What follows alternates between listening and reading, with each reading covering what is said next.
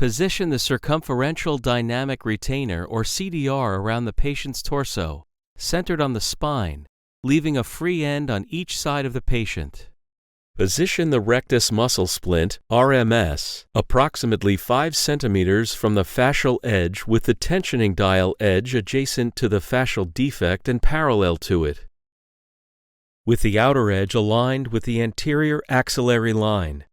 A protective skin layer may be used under the rectus muscle splint if desired. Open the crossbar to allow insertion of the CDR into the opening between the crossbar and RMS. Feed the CDR through the opening on both sides of the fascial defect.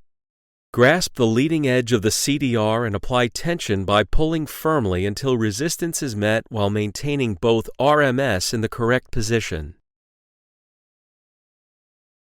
Fold the CDR back posterolaterally and gently push it against the locking strip's hook and loop system to secure it in place. On both sides, push the locking buttons down into their mated slots in the RMS until they click into place. Confirm proper placement and parallel alignment of the RMS approximately 5 cm from the fascial edge. Ensure the tensioner gauge system is reading, at rest and without any external pressure on it, in the blue range. If it is not in the blue range, please follow the steps in the instructions for use guide for adjusting the resting tensioner gauge before continuing. Then place the tensioner gauge system's balloon section down the center of the fascial defect in parallel with the RMSs. Ensure the tensioner gauge system isn't interfering with any TAC or temporary abdominal coverage device covering the fascial defect. Simultaneously advance both RMS devices towards the fascial defect, creating tension on the CDR. Maintain each RMS parallel to the fascial defect edge and approximately 5 cm from it.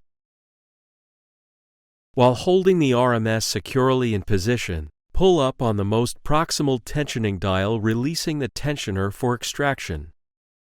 Pull the tensioner across the fascial defect and position it in the corresponding cleat on the opposite RMS.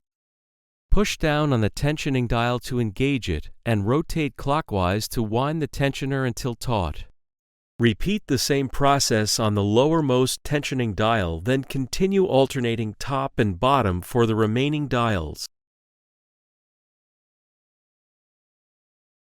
In unison, tension both sides equally while maintaining parallel alignment with the fascial defect.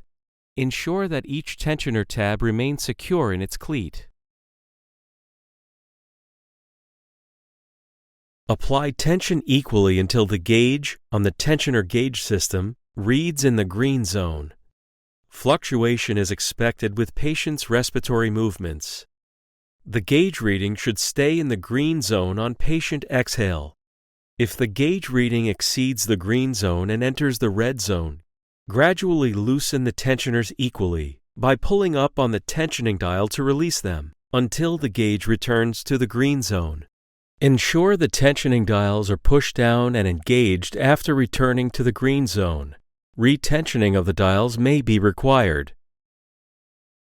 Note that the sequence of tensioner installation and tightening should keep the RMS parallel. Inspect the RMS for tautness, placement, parallel position, and distance from the fascial defect. Velcro tensioner gauge to the CDR for safe placement.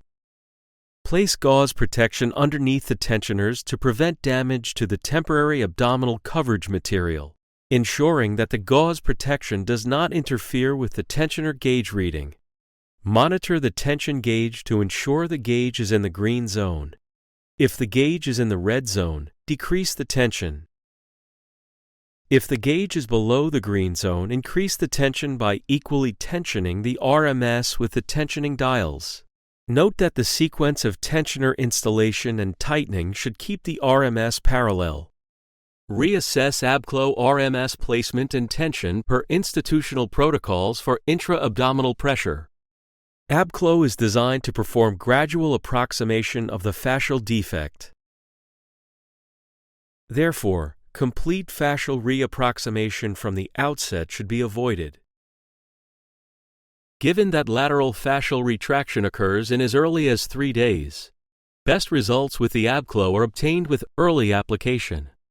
Apply the AbClo early, the sooner the better.